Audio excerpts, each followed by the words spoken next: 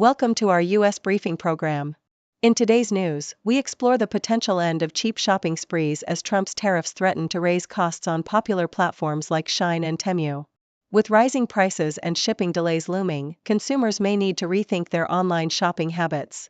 In another story, we take a look at the impact of tariffs on workers in Canada, the U.S., and Mexico. While some express confidence in government responses, others worry about job security amidst a possible trade war. The complexity of the situation leaves many employees feeling uncertain about their futures as trade dynamics shift. Lastly, we delve into the controversial comments made by President Trump regarding the Gaza Strip during a press conference with Israeli Prime Minister Netanyahu. His proposal to take ownership of Gaza and relocate its residents has sparked immediate backlash from various groups, raising concerns over international law and human rights. Please stay tuned for more detailed coverage. CNN reports on the potential end of the cheap shopping sprees at Shein and Temu due to Trump's tariffs, which threaten to disrupt the current e-commerce landscape. The de minimis exemption, which has allowed packages valued under $800 to enter the U.S. without inspection or duties, is being reconsidered. This change could significantly raise costs for consumers, as experts predict a 10% increase in prices for Chinese imports. The ramifications are already being felt, with the USPS temporarily halting international parcels from China and Hong Kong. If enforcement becomes stricter, it could slow down delivery times and complicate the supply chain, leading to a reshaping of business models for companies that rely heavily on this exemption. CNN also highlights the perspectives of workers at Martinrea International, a major Canadian auto parts manufacturer, regarding Trump's tariffs. Co-founder Rob Wildeboer expressed confusion over the potential impact of tariffs on the close trading relationship between Canada and the U.S., noting that Canada is a significant buyer of American goods. Workers at the factory shared mixed feelings of confidence and concern about their job security amid the looming threat of a trade war. Many are hopeful that the Canadian government will respond effectively, while others fear for their livelihoods. The sentiment reflects a broader anxiety about the economic implications of tariffs, with employees recognizing the need for Canada to support its own economy. Australian Broadcasting Corporation covers a controversial press conference where Trump and Netanyahu discussed plans for Gaza following Israel's war with Hamas. Trump proposed that the U.S. should take over the Gaza Strip, promising to create jobs and develop the area, despite the legal and ethical implications of such a claim. He suggested relocating Gazans to Jordan or Egypt, a notion met with rejection from those nations. The press conference raised questions about the viability of a two-state solution, with Trump dismissing its relevance in favor of improving living conditions in Gaza. Netanyahu echoed support for Trump's stance, emphasizing Israel's ongoing partnership with the U.S. while navigating the complexities of regional relations, particularly with Saudi Arabia, which remains firm in its position on Palestinian statehood.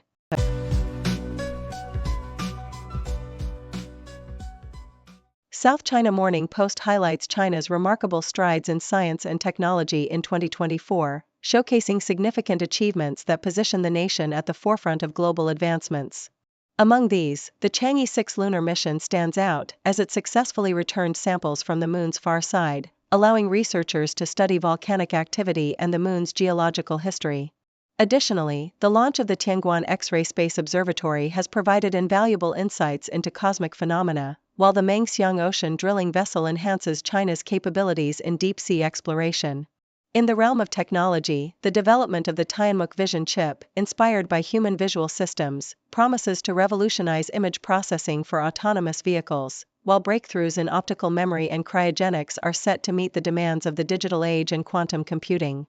The Associated Press recounts the tragic timeline of the recent air disaster near Washington, D.C., where a commercial jet and an Army helicopter collided, resulting in the loss of 67 lives, marking the deadliest aviation incident in the U.S. since 2001. The sequence of events unfolded quickly, with the American Airlines flight preparing to land when air traffic control directed the helicopter to maintain visual separation. Just moments later, chaos erupted as both aircraft collided, plunging into the Potomac River. The following days saw a massive recovery operation, with divers and responders working tirelessly to retrieve victims' remains and aircraft wreckage, while investigators began piecing together the circumstances leading to the collision. The New York Times reports on President Trump's controversial proposal to take over the Gaza Strip, suggesting that the U.S. could permanently displace its Palestinian population to redevelop the region. This declaration was met with immediate backlash from Palestinian leaders and regional governments, who emphasized the right of Palestinians to reclaim their homes and rebuild Gaza themselves. Riyad Mansour, the Palestinian representative to the UN, criticized the notion of relocating Gazans, advocating instead for their return to ancestral lands within Israel. Meanwhile, Saudi Arabia's foreign ministry reaffirmed its rejection of any actions that infringe upon the rights of the Palestinian people, signaling widespread disapproval of Trump's remarks and a call for respect for Palestinian sovereignty.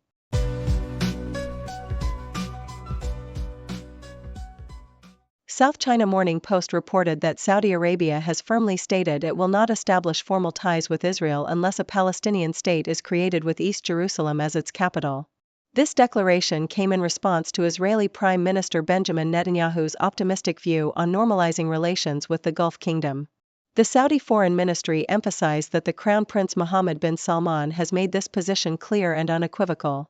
This assertion follows a period of stalled discussions amid escalating tensions in Gaza, as well as a controversial proposal from U.S. President Donald Trump suggesting the U.S. take control of Gaza and relocate its Palestinian population. The backdrop of these developments includes previous normalization agreements between Israel and several Arab nations, raising hopes for a similar deal with Saudi Arabia, yet the kingdom remains steadfast in its support for Palestinian sovereignty. The Guardian highlighted the backlash against Trump's audacious plan to take over Gaza, which he discussed alongside Netanyahu at the White House.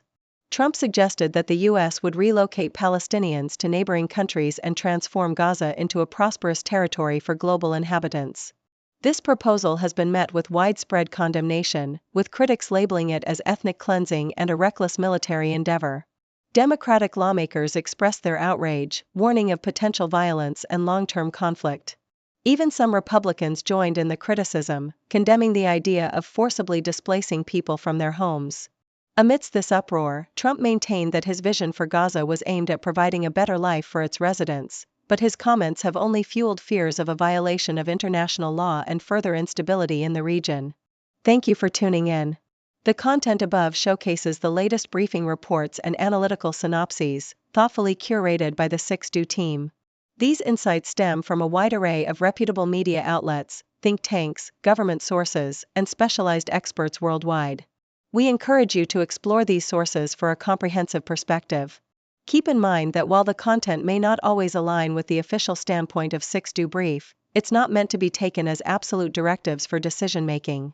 Comprising seasoned media professionals, learned scholars, and accomplished scientists, the 6Do team embodies a trailblazing, fully independent media entity. To customize 6Do Brief to meet your professional needs, you have the option to subscribe to a diverse array of briefings on our website, 6dobrief.com. Regardless of your location, you can conveniently receive 6Do Brief via email,